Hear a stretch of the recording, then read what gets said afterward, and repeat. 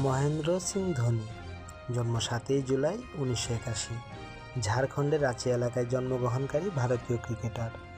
মহেন্দ্র সিং ধোনির অধিনায়কত্বে Bharat 2007 ICC T20 বিশ্বকাপ, 2007-8 সালে সিবি সিরিজ, 2008 সালে বর্ডার গাভাস্কার ট্রফি, 2010 সালে অস্ট্রেলিয়ার বিরুদ্ধে 2-0 ব্যবধানে একটি সিরিজ ও 2011 বিশ্বকাপ জয় করেছে।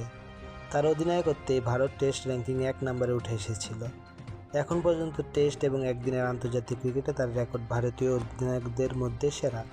তিনি 2013 সালে ইংল্যান্ডে অনুষ্ঠিত আইসিসি চ্যাম্পিয়ন্স ট্রফি জয় করেন, সেই সাথে বিশ্বের প্রথম অধিনায়ক যার আইসিসির সব টুর্নামেন্ট জয় করার কৃতিত্ব রয়েছে। আইপিএল 2010-এ তিনি চেন্নাই সুপার কিংস দলের অধিনায়কত্ব করেছেন। তার নেতৃত্বে ভারত দল প্রথম শ্রীলঙ্কা ও নিউজিল্যান্ডের মাটিতে ওয়ানডে ইন্টারন্যাশনাল সিরিজ জয় করেছে এবং ভারত 20 বছর পর অস্ট্রেলিয়াকে হারাতে সক্ষম হয়েছে।